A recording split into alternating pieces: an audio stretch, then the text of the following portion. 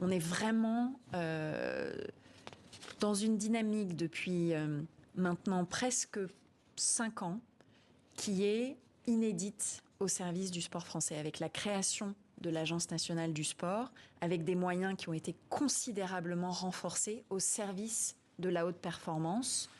Je retiens quelques chiffres, plus 75% pour les aides aux athlètes, plus 130% pour les aides aux entraîneurs, plus 25% pour les aides aux fédérations. Mais comment expliquer ces S'agissant du volet résultats, alors paralympique, on a multiplié même par presque 3 l'appui financier. Donc le sujet, d'ailleurs dans le débrief que j'ai pu faire avec les équipes de Budapest, le sujet n'est pas un sujet de moyens financiers. Aujourd'hui, l'équipe de France d'athlétisme a des moyens qui sont inédits et ne se plaint pas du tout d'être courte en moyens. Le sujet, il est d'arriver à retrouver une dynamique, à réduire l'occurrence des différentes blessures.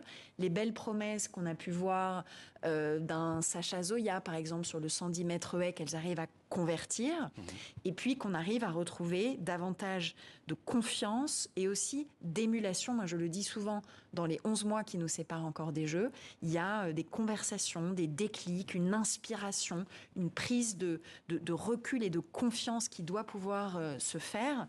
Et moi, je suis résolument aux côtés de nos fédérations, aux côtés de nos athlètes aujourd'hui pour les aider. On a mobilisé des moyens importants autour de la haute performance, des moyens également très importants pour essayer de procurer aux athlètes beaucoup de sérénité, justement dans l'anticipation de leurs enjeux de reconversion, dans leur accompagnement socio-professionnel, pour qu'il n'y ait pas ce stress, cette inquiétude du lendemain.